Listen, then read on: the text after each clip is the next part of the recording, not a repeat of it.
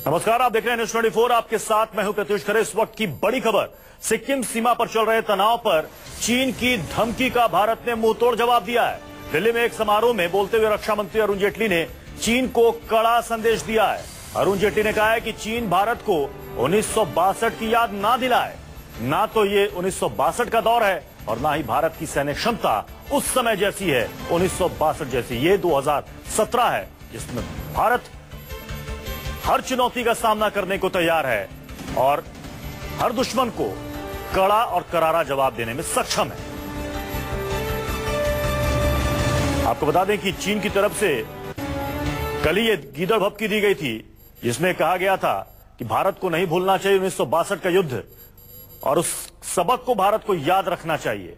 उसी का ये करारा जवाब रक्षा मंत्री अरुण जेटली ने दिया है, जिसमें वो कह रहे हैं कि 1962 के भारत और 2017 के भारत में बहुत फर्क है।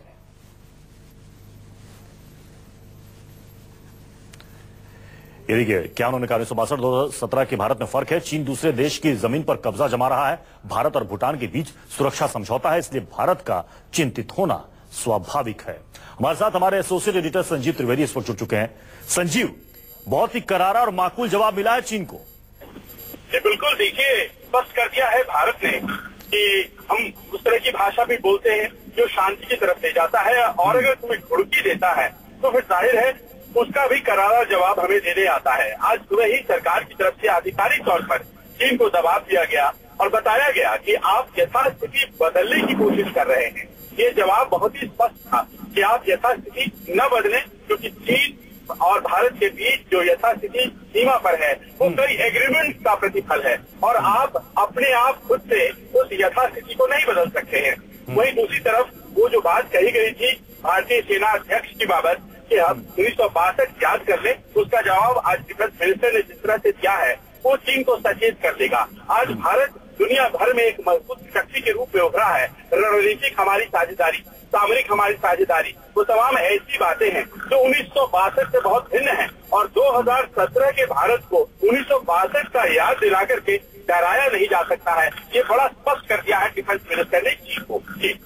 जी संजीव, ड्रैगन जो कि समुद्री सीमा पर अपनी धौंस जमाना चाहता है, ड्रैगन जो कि सरहद पर सड़क सीमा पर अपनी धौंस जमाना चाहता है, इसको शायद रक्षा मंत्री के पहले बिपिन रावत हमारे सेना प्रमुख ने भी जवाब बिल्कुल सही दिया था कि भारत को अब आप भूल मत समझिए 1962 या पुराने समय की, पाकिस्तान पर सड़क सीमा पर अपनी धौंस जमाना चाहता है। इसको शायद रक्षा मंत्री के पहले बिपिन रावत हमारे सेना प्रमुख ने भी जवाब बिल्कुल सही दिया था कि भारत को अब आप भूल मत समझिए 1962 या पुराने समय की, पाकिस्तान और चीन और बाकी दुश्मनों से कैसे निपटना है भारत को अच्छी तरीके से पता है और हम हर चुनौती के लिए तैयार हैं। और उसके बाद रक्षा मंत्री का यह जवाब, 2 बार जवाब चीन को मिल चुका है साफ साफ। बिल्कुल, देखिए भारत की लगातार कोशिश रही है कि जितने भी सीमा विवाद हैं उसे शांति से निपटाया जाए और धैर्य की असीम परीक्षा भारत ने दिया है। जहां तक सवाल है रेड क्लिफ लाइन का है, भारत और पाकिस्तान के बीच जितने भी सीमा विवाद है उसमें धैर्य का परिचय भारत ने अभी तक किया है। वहीं दूसरी तरफ चीन के साथ सीमा विवाद को लेकर भी भारत हमेशा धैर्य का परिचय देता रहा है। लेकिन कभी कभी ऐसा होता है कि अंतर्राष्ट्रीय संबंधों में एक टफ भाषा का इस्तेमाल भी जरूरी हो जाता है और संभवतः यही बात आज डिफेंस मिनिस्टर ने इन लाइनों को कहकर चीन को संबोधित किया है। जिस तरह की बातें ग्लोबल टाइम्स जो कि मुखपत्र है चीनी सरकार का उसमें छप रही थी, जिस तरह की बात कही गई थी विदेश मंत्रालय के प्रवक्ता के द्वारा हमारे सेना अध्यक्ष के लिए, ये तमाम ऐसी बातें थी जो कि एक बहुत ही stern, मजबूत जवाब वारंट करती थी। आज वही जवाब देकर रक्षा मंत्री ने बिना समय गंवाए सीधे चीन को तुरंत करारा जवाब दिया। संजीव, आप हमारे साथ बने रहे। इस वक्त एक और बड़ी खबर है। बड़ी खबर यह है कि नाथुला के रास्ते मानसरोवर यात्रा रद्द कर दी गई है। सिक्किम की सरहद पर तनाव के बाद चीन ने मानसरोवर की यात्रा पर अड़ंगा लगाया था। इसके बाद मानसरोवर की यात्रा रद्द कर दी गई है। संजीव त्रिवेदी लगातार हमारे साथ बने हुए हैं। संजीव, तो ऐसी स्थिति में अब श्रद्धालुओं के पास क्या ऑप्शन बचता है? सिर्फ वो उत्तराखंड वाला रास्ता? वैसे भी देखिए उत्तराखंड वाला रास्ता आज तक वही इस्तेमाल होता आया था और इस बार भी 1400 यात्रियों को जाना है, जिसमें 1100 के आसपास यात्री उत्तराखंड वाले रास्ते से ही जा रहे हैं। पिछले 2 सालों से ये जरूर है कि जरा सुगम रास्ता था सिक्किम वाला जिससे कि जाया जाता था, लेकिन ऐसा है कि अब चीन ने जिस तरह से अपनी कड़े रूप का प्रदर्शन किया है तो भारत ने भी उन्हें बड़ा स्पष्ट कह दिया है, साफ कह दिया है कि आपके मदद जब हमें जरूरत नहीं है, हम पुराने रास्ते से ही जाएंगे। और उस रास्ते को अगर चीन मदद बंद करता है, क्योंकि उसमें भी चीन के हरे झंडे की जरूरत पड़ती है, तब समझा ये कह सकते हैं कि चीन का ये अहंगा लगाना बेकार गया। यह बिल्कुल, देखिए, वो एक मानसिक दबाव बनाने के लिए था, एक ऐसा मानसिक दबाव जिससे कि भारत कमजोर पड़ जाए और जो दखलंदाजी चीन के द्वारा हो जा रही है उसका हम विरोध न करें। ऐसा हो नहीं सकता था। भारत ने अपने कड़े रुख का प्रदर्शन जिस तरह से किया है उसमें वो नुकसान लेने के लिए तैयार है। जहां तक हमारी संप्रभुता का सवाल है, उसके मद्देनजर ये साबित कर दिया गया है। ये जरूर है कि कुछ यात्रियों को दिक्कतें आएंगी, लेकिन इसका अपने आप में जो हर्जाना है उस तरह से नहीं भुगता जा सकता था और चीन को सीमा पर इस तरह का रोड बनाने की इजाजत नहीं दी जा सकती।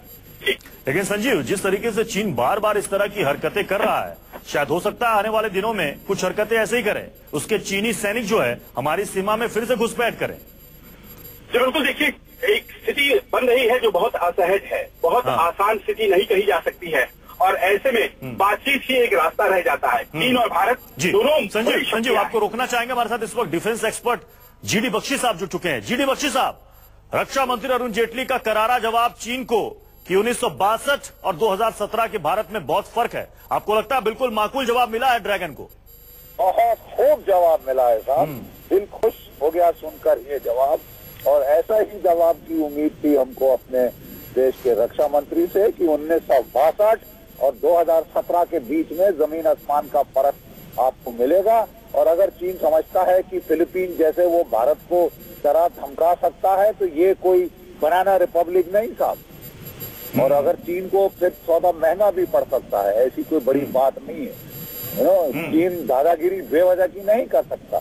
और खासकर ऐसे सेंसिटिव एरिया जैसे कि डोकलाम प्लाटो जो केवल 50 किलोमीटर दूर है सिलीगुड़ी कॉरिडोर से और जो कि अपने सबसे पतले चिकन नेक पे केवल 17 किलोमीटर का पार्ट है वहां पे, तो ऐसे इलाके में हम चीन को दखलंदाजी करने दे, ये तो बिल्कुल सहन शक्ति के बाहर है हमारी। सिंपल बात है। ये जो लगातार घटनाएं हो रही हैं, चीनी सैनिक हमारी सीमा में घुसपैठ कर रहे हैं, सिक्किम में वो सड़क बना रहा है, वहां पर हमारे 2 बंकर ध्वस्त कर रहा है, ऐसी स्थिति में अगर ये घटनाएं आगे बढ़ती हैं तो फिर यहाँ से किस तरह का जवाब ड्रैगन को जाना चाहिए? ड्रैगन को बहुत फर्म रिस्पांस जाना चाहिए। उसे समझा दिया जाना चाहिए कि भारत फिलीपींस नहीं है। उसने फिलीपींस को घुड़की देके डरा दिया। ये ना समझे कि वो भारतवर्ष जैसे इतने बड़े देश को भी ऐसे ही घुड़कियां देके आंखें बना के बंदर जैसे मुंह बना के डरा सकता है। कोई डरने की जरूरत। भारत की सेना में पर्याप्त शक्ति है पलटवार की, जवाबी कार्रवाई करने की। बिल्कुल, और ये मैसेज ड्रैगन तक पहुंच चुका है और अब वो सोचेगा कि इस तरह की गीदड़ भभकी से